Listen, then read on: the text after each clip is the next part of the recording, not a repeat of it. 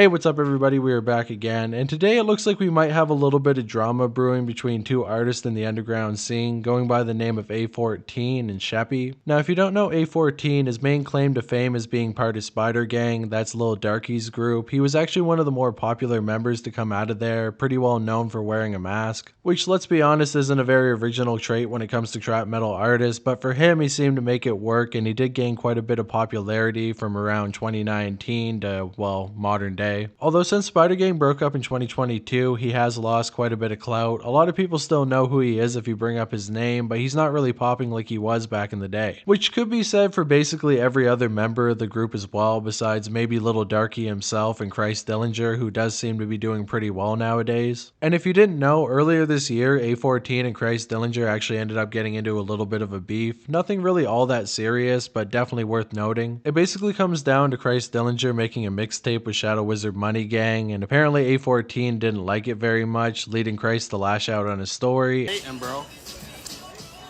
Nigga, you are broke. You are stuck in Florida with a fat bitch who you keep cheating on that you wish you could leave, nigga. Stop speaking on niggas. You know niggas will never see you in real life, and if I ever see you in real life, I will smack the shit out of you. Stop hopping on the internet dissing niggas. Nobody be talking about you. Cut it out. Stop talking about niggas. Cut it out.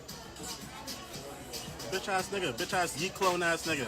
You are stuck with a fat bitch in Florida. Don't make me expose you, nigga. You're stuck with a fat bitch in Florida who you keep cheating on. You wish you could leave her. Stop dissing niggas before I fucking expose you, bro. And Afourteen eventually ended up dropping a diss track that he would later delete. And to be honest with you, I do think that Christ overreacted, but at the same time, I think Afourteen is slightly jealous that Christ is becoming more popular than him nowadays. But whether that's true or not, you can definitely tell that Afourteen really likes to make diss tracks on people, and he actually ended up recently getting into a beef with the artist going by the name of Issbrokie, or better known as Shteppi. Now, if you don't know who Issbrokie is, well, join the club. I'd never really heard of her before either, but it turns out that she did gain some sort of notoriety for being kind of a Lil Darkie clone back in the day. And as time went on, she started to make more melodic music under the name Shteppi, which definitely gained her a lot more attention, as well as her doing some pretty decent drawings, which also got her a lot of followers on Instagram, so she is kind of a big deal. But there's one important key detail that I'm leaving out here, and that's the fact that Shteppi is actually trans, and apparently that's what Afourteen has a bit of a problem with. So all this really started about a month ago in a Discord server, because of course when it comes to any type of terminally online drama on the internet, it has to start off on Discord. It turns out that Issbrokie actually got a chance to meet Lil Darkie, and the two of them ended up taking a picture together, and somebody in the Discord said she got to meet Lil Darkie. And of course, with this being a Discord server, people are going to want to talk shit, so somebody immediately ends up saying her face, and then Afourteen responds by saying his face. The other person goes on to say, "That's insane, man. I already blocked this motherfucker on IG. Please don't bring this shit here." So right off the bat, you got Afourteen making fun of her, misgendering her, and saying that he doesn't fuck with her, which is completely fair. You don't have to fuck with any artist that you don't fuck with, but does he not fuck with her because she's trans, or is there another reason? After that, somebody ends up responding saying people like Afourteen are the reason that trans people kill themselves. He ends up responding to that with a bunch of laughing emojis saying kill yourself. After that, we got even more from Afourteen with him saying, "All I'm saying is 10 years ago, if I told somebody I wanted to cut my dick off and become a girl, I'd go to an insane asylum." He goes on to say, "You can be and do whatever the fuck you want, but I'm not going to cap and say it doesn't look funny." They then respond by saying, "I should have just stayed off my phone." Identity, hardly know her. He responds by saying, "You're getting it now." After that, I believe somebody goes on to call him gay, and he ends up responding by saying, "Somebody who thinks they're a girl calling me gay, you're just trying to start things for no reason, bro. Mental hospitals exist and people should fill them in more. Okay, that's a little off, bro. The transphobia is crazy." And I'm not going to lie to you, I'm kind of surprised that his fan base is actually trying to push back against them. I mean, after all, we're talking about Spider Gang here. I'm pretty sure all the Spider Gang's fans are a bunch of edgy teenagers, but apparently there are a couple that are willing to fight back. After that, people began to dig into Afourteen, looking at his past likes on Twitter, and it turns out that he actually ended up liking a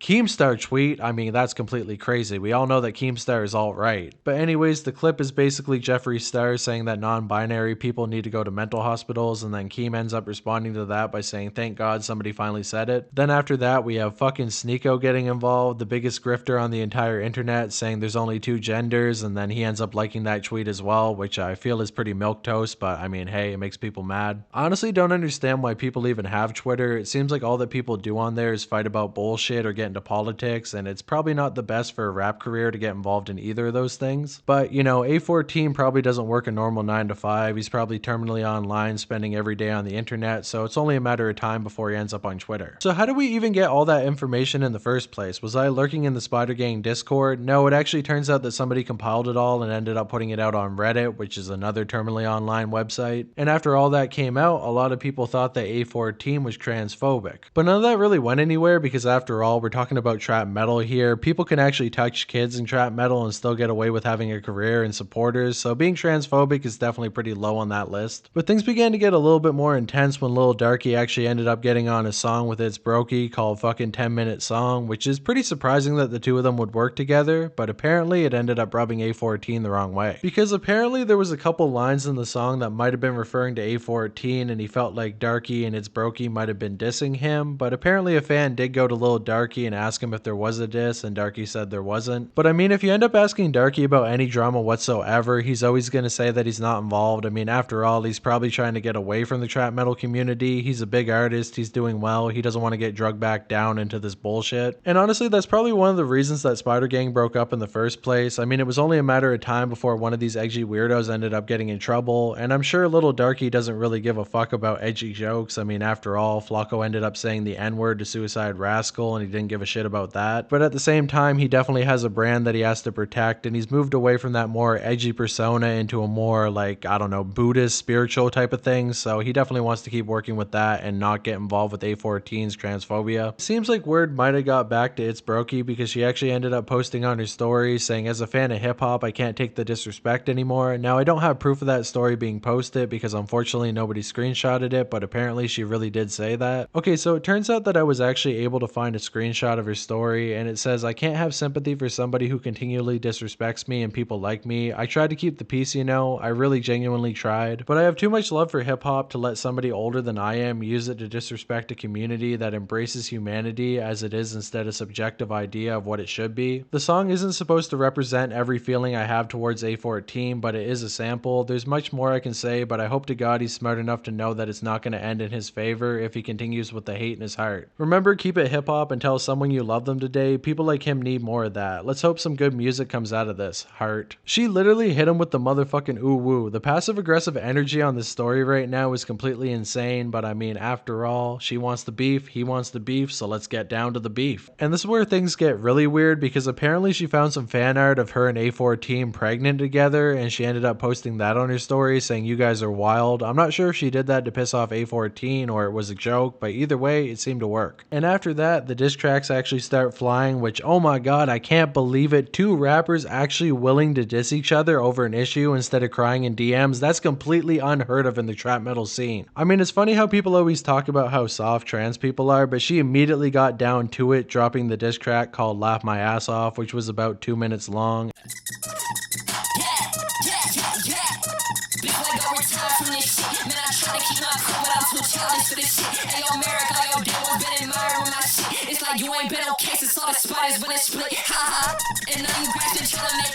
And then an hour later, Afourteen responded as well.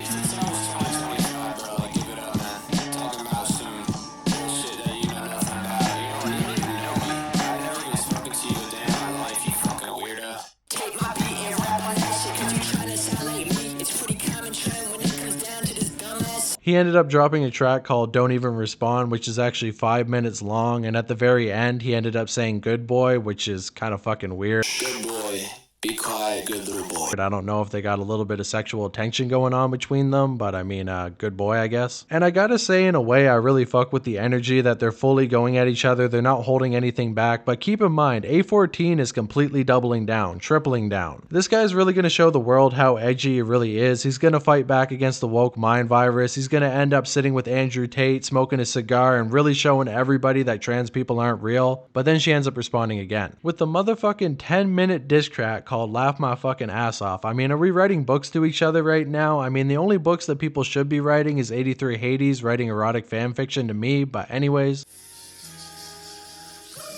Nope. We're not doing that. We're not doing that. Copyright. Sorry, guys. Can't have any fun on YouTube. It seems like this one really stung because Afourteen didn't end up wanting to drop another response to that, but he was feeling cocky at the time, posting on his story, #lightwork. After that, he also ended up dropping into his Discord saying, "Oh, it's so up." So apparently dude was feeling confident, and he actually ended up getting on Instagram live and blasting his track. He really felt like he won this one. And honestly, at this point, if you're not going to respond, it's probably better to walk away from the situation. You ended up entertaining your fans are going to think that you won, her fans are going to think that she won. But unfortunately, soldiers, we lost a good one here because Lil Darkie actually ended up unfollowing Afourteen, and as soon as that went down, Afourteen started changing his tune. And like I said before, do you really think that Lil Darkie cares if Afourteen is being edgy? Probably not, but after all, we are living in the year of our Lord 2024, and Afourteen is definitely gooning a little bit too close to the sun, so Lil Darkie had to cut ties. And let me tell you, brothers, that is not a good thing for Afourteen because after all, Lil Darkie is basically his meal ticket, and Afourteen is not big enough to stand on his own 2 feet. I mean, look at his recent plays on SoundCloud. So losing that connection definitely could be detrimental to him in his career, but at this point, you already went too far. You already doubled down, you already tripled down, you quadrupled down. You really were standing on the fact that you were a king of edgy humor, so there's no way that you're gonna back down now. That would make you look like a complete and utter pussy. But it turns out, at least by the words of Issbrokie, Afourteen actually ended up calling and apologizing. She ended up saying, "Merrick called me, he knows he lost and he sincerely apologized, beef is over, he's working on a statement apology for me and his fans, but I think we should let him sit with this L for a bit. Moving forward, let's keep it hip hop and let this be a lesson to any rapper with a platform. Only use your status to celebrate music, raw artistic expression, and always lead with love." And honestly, when I first saw that story, I was a little bit pissed off. It kind of felt like she was rubbing his nose in it, but now that I know the full context, I definitely understand why she is celebrating, because I mean, Afourteen didn't make a simple one-off joke on Discord. He didn't say the N-word 5 years ago. If she was trying to cancel him for that, I wouldn't give a shit whatsoever. I mean, I got people hit me up all the time saying you need to make an exposed video because this person ended up saying the N-word 3 years ago, or you need to make an exposed video on this person because they made a homophobic joke 2 years ago. I don't really give a shit about that. This is more about Afourteen being a fucking pussy. I mean, the guy was standing 10 toes down. He was fully entrenched in what he was saying, and as soon as it started to come back against him, he completely folded. I mean, I don't really give a shit what a rapper's personal beliefs are. I mean, after all of these guys are shitty guys behind the scenes. Whether they pretend to be good guys or not, they all got shitty opinions, they all do shitty stuff, they steal money, they,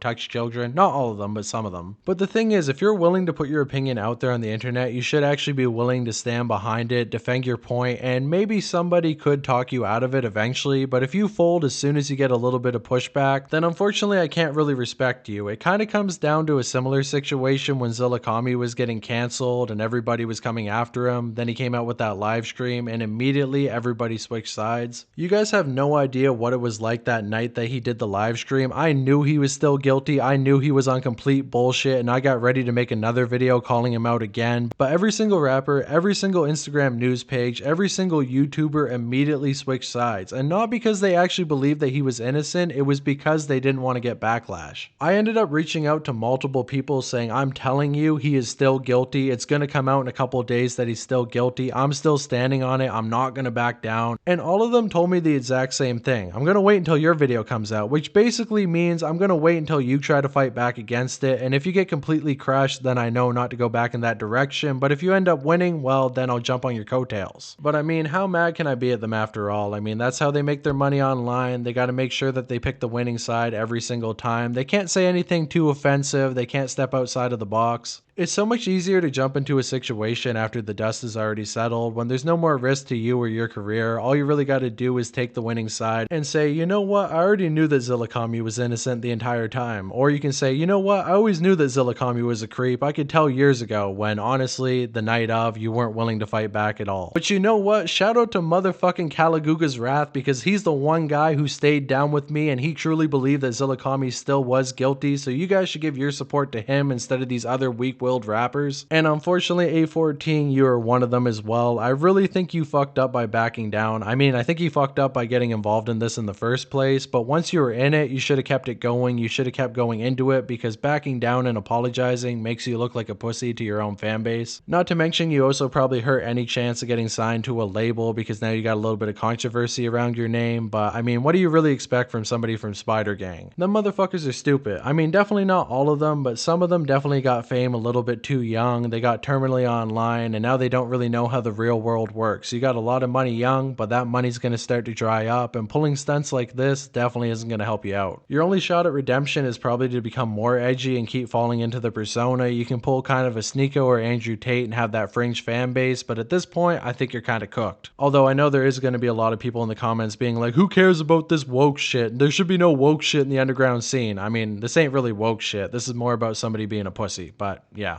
That's it. Thank you guys so much for watching. I think this might be my last video before Christmas, so Merry Christmas to all of you guys in Knife Gang. Shout out to Knife Gang. Leave some knife emojis in the comments below. Subscribe to the channel if you want to. And with all that said, I will see you in the next one. Peace out.